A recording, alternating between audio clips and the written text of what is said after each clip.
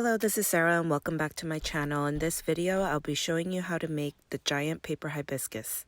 Please like this video below and subscribe to my channel. I'll have all the supplies linked below the video along with the template for cutting machines like Cricut, Silhouette, or other cutting machines, and a printout template for those hand cutting and don't have a cutting machine. You'll need 5 of these petals. I'm hand cutting them first on this red 12 by 12 cardstock paper.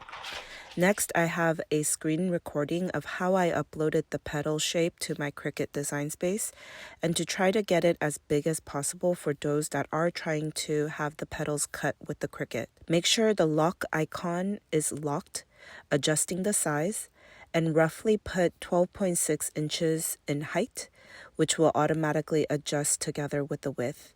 And then add a square shape that will be 11.5 inches both width and height, and make the square go behind the petal shape and adjust the petal shape to slightly go diagonal and adjust the size to make sure it fits within the square as best as possible, trying to get it as big as possible also. I got the height to be about 12.4 inches and we were able to fit this in the square and use the slice icon on the bottom right. Then hide the square and the petal and just use the top pattern. Then the petal shape should be using as much of the 12 by 12 surface on the Cricut. You only need a total of 5 petals.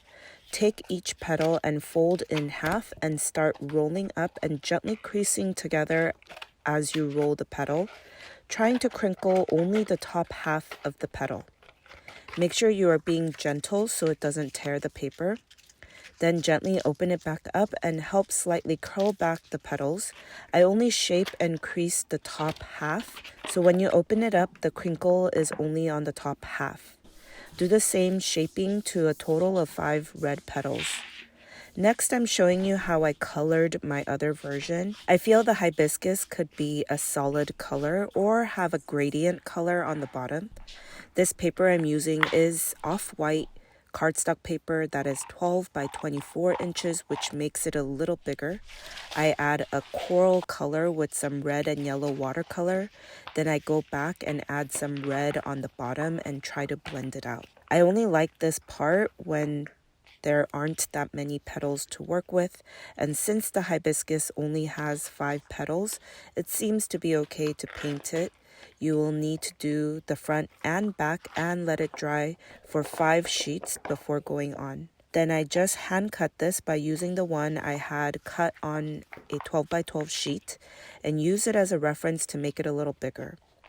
Then the same way to shape it, fold it in half and roll and only crease down the top half of the petal. Then I quickly place the petals the way I want it, and basically you want the petals to overlap on top and it should create like a half circle. Then glue the bottom right corner about a quarter way up the petal and quickly add the second petal on top, and it should slightly angle onto the side, and the overlap on the bottom is about halfway into the petal that's on the bottom. Then do the same to the next petal and make sure to angle your petals so all 5 petals should form like a half circle. And the first and last petals should be across from each other. Do this before you commit to gluing it to make sure you know where you want to place them before committing. Lastly, bring over the first petal and overlap on top of the last petal, and it should box in the petals, and the petals should all be going the same direction. It should also slightly cone up the petals. I'm also doing the same thing to the original red one I was making. Remember, this one is slightly smaller because it was made with 12 by 12 cardstock paper. Next will be the center. I realized I could have just cut this on red cardstock paper and used paint markers, but I happened to cut them on white cardstock paper. So please feel free to cut these 2 center fringes onto red cardstock paper directly. If you don't have red or you do it on white like me, you will need to color in the fringes in with red markers. Only color in the fringe part and not the circle top part. Do this to both front and back and to a total of 2 fringe patterns per center you are making. Next, paint only the top circle area with yellow paint markers. Next, cut a strip about an inch width of red tissue paper. Then I cut a strip a little wider, about 3 inches wide. Then with the strip that was wider, I cut smaller strips on the width side, and we need a total of 6 smaller rectangle pieces. 3 of them needs to be balled up, and take one ball and add it to the center of the rectangle shape. And use that to cover up the ball and twist down the leftover tissue paper ends, and you need a total of 3 of these. It's kind of like wrapping a lollipop without the lollipop stick. Then glue the 3 pieces together and add a little bit of glue in between to add a thicker floral wire in between. Then I take white glue and glue one end of the long strip of tissue paper we cut out and roll that on top right below the 3 tissue balls. Make sure to angle the tissue paper to make it roll down the wire. You also have to be gentle so the tissue paper doesn't tear, and glue it every so often so it doesn't unravel. About 2 to 3 inches below the balls, add the fringe onto the tissue paper and make it go about halfway into the tissue paper. Then add white glue and continue to roll down the floral wire on an angle so it rolls down the wire. Then have some extra long strips ready again, and when you are done with the first fringe, you could continue on with the second fringe. Glue that down the wire, and if your tissue paper strip ended like mine, you could also glue more to continue down the wire and have enough to make it go all the way down the wire. My floral wire is about 12 inches in height. Then go back to the fringes and gently bring down each fringe. Next, add that into the center through the small hole in the flower and string that into a coupler that fits your PVC pipe. If you are making your own stands, DIYing, I recommend using a 3/4 inch PVC pipe with a 3/4 inch coupler for the pipe. Then you will need the coupler that fits your pipe. Then add a small strip of paper and glue that into the wire and inside the coupler, so it helps secure the wire in place. Then bring down the flower into the coupler and add some glue on the rim of the coupler and let your flower sit on top.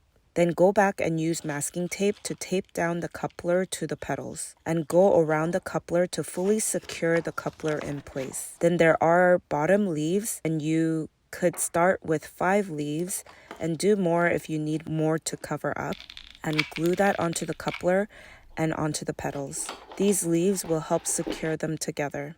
These giant hibiscus will be a great summer event photo backdrop and will pair well with other giant paper flowers that I have tutorials for. Next will be the side leaves for the stem. You need a pair for each leaves, so cut 2 of them. Then glue the rim of the leaves, leaving the bottom center alone, and pair the other leaf on top and match it up. There should be a small opening on the bottom, and do these to as many leaves as you want.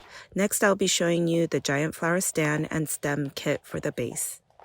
You can find them linked below the video, and comes with this metal base that is nice because it is flat to the crown and collapsible.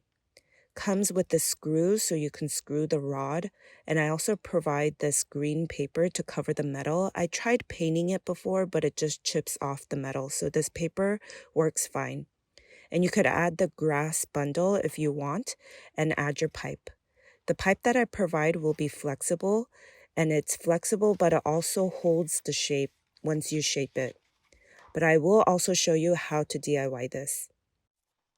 This part will be for the base of the giant paper flower so it could stand on its own, and the stem. I like to use the Rapid Set Cement All, and I haven't really experimented with other types of concrete. This one has a light gray finish and smooths on its own. Comes in a smaller box if you want to only make a couple, or a bigger bag if you want to make a lot of stands. I'll be using plastic plant saucers that you can find in the plant section as our mold, and I'm using an 8-inch size, but there are bigger sizes if you want to add multiple flowers in one base. I used duct tape to guide my 3/4 coupler of my 3/4 inch PVC pipe. That will be my stem, so that it will come apart to transport in a car. If you're using a different size PVC pipe, get the matching coupler. Add duct tape on only one end of the coupler. These will be found at Home Depot, Lowe's, or on Amazon, and I'll try my best to link all of this below the video. Make sure you are being safe and wear gloves and a mask so you don't breathe in the fine dust, and safety goggles when working with this. I used about 6 scoops of these disposable plastic cups, but I like to work in small increments. If you do a lot at a time, it is harder to mix. You will also have to be quick so it doesn't set while you mix. Then add a little bit of water as you go and mix until you get a pancake consistency. Add more concrete if you need to thicken it. Fill up until you cover just the bottom and add your coupler. I have my coupler connected with a small PVC pipe just so I could hold it on the top. Then fill up a little more until right below the coupler ends. It should take a couple hours to fully set, so while we wait for that, we will now get the stems ready with PVC pipe. I got a pan, ladle, and funnel from a thrift store that I designated for this and not used for cooking. Then you can find playground sand outside or actually buy a bag of sand. I like to have enough to fill up the pan so I could work on multiple at a time, but if you are only making one, you could just use a little more than your PVC pipe could hold. Heat it up until you feel the sand is too hot to touch. Then tape one end of the PVC pipe with duct tape, and the other side use a funnel and ladle to scoop your sand into the pipe, then fill to the top and close it up with duct tape. And on the ground, you could shape your desired shape. This will look a little different from each flower, so shape accordingly. You could use heat gun or even a blow dryer, but I felt the heated sand gave me the most even heat without